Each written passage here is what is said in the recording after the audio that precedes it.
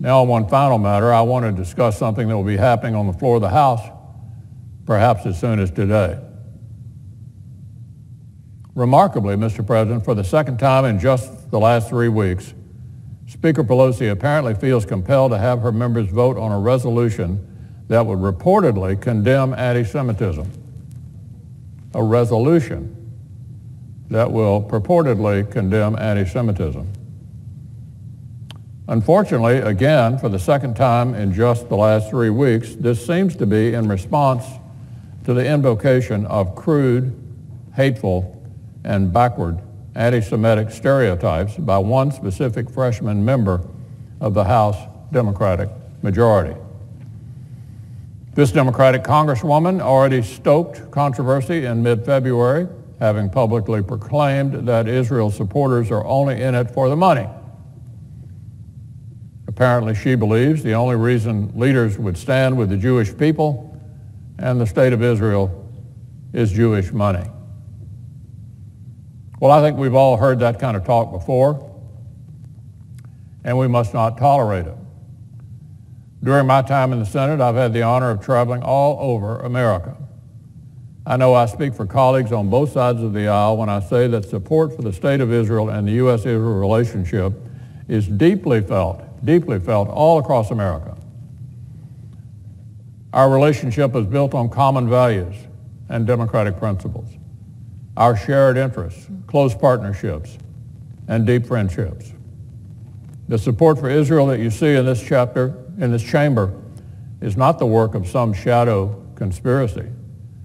The members of this body support Israel because so many Americans support Israel. I'd hoped this regrettable episode might have caused this lawmaker to be more careful with her language. But alas, just a few weeks later, here we are again. More anti-Semitic tropes. This time she claims that supporters of Israel have actually, quote, an allegiance to a foreign country. That's the old, ugly, dual loyalty smear, Mr. President, plain as day. We should also not overlook that in a few cases, these anti-Semitic statements have provoked offensive anti-Muslim comments in response. That is hateful and completely inexcusable as well. So now the House of Representatives seeks to distance itself from this member's remarks and will apparently soon vote to condemn anti-Semitism for the second time in just a few weeks. Well, I hope this time the message is clear. Support for Israel isn't about the Benjamins. It's about the hearts and minds of the American people. And it's unconscionable for any member of the United States Congress, even less a member of the House Foreign Relations Committee, to repeatedly traffic in base stereotypes. The long, bloody legacy of anti-Semitism is spread out over the pages of history. But regrettably, this scourge is not confined to history.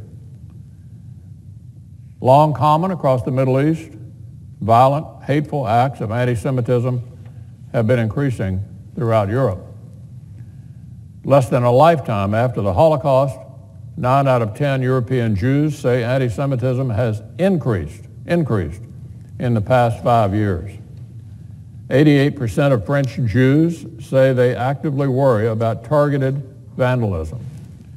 That country alone saw 541 anti-Semitic incidents in 2018, a massive 74% increase from just the prior year.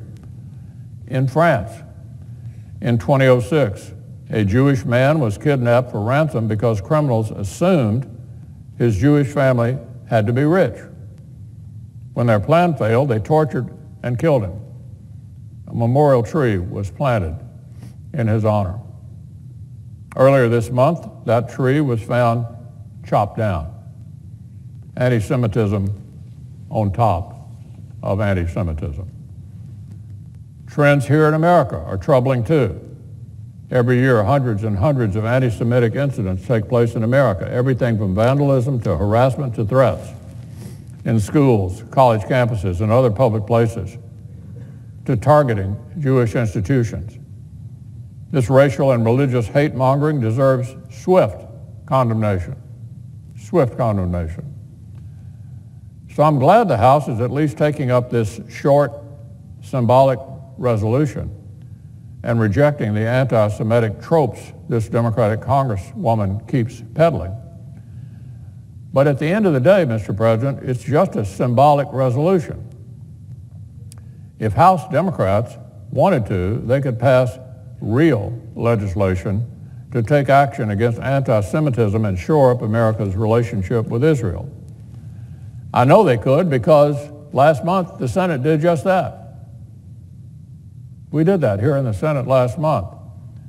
The House should take up and pass S1, the bipartisan foreign policy legislation that the Senate passed last month, 77 to 23. That legislation walks the walk. It supports Israel and gives local communities the flexibility to combat the so-called BDS movement, which is a kind of anti-Semitic economic warfare that opponents of Israel are trying to wage against the Jewish state. The bill also attends to other critical priorities, such as renewing U.S. commitments to Jordan's security and providing for the Assad regime's butchers to be brought to justice. S1 is not just about combating anti-Semitism or bolstering the U.S.-Israel relationship. It's about standing with an Arab partner like Jordan and providing justice for the Syrian people. So, Mr. President, my point is this: resolutions are fine, but the House could do something that mattered by taking up S1 that we sent them last month that deals with the BDS boycott against Israel. Words are one thing, meaningful action is another. House Democrats should walk the walk and pass S1 without any further pointless delay.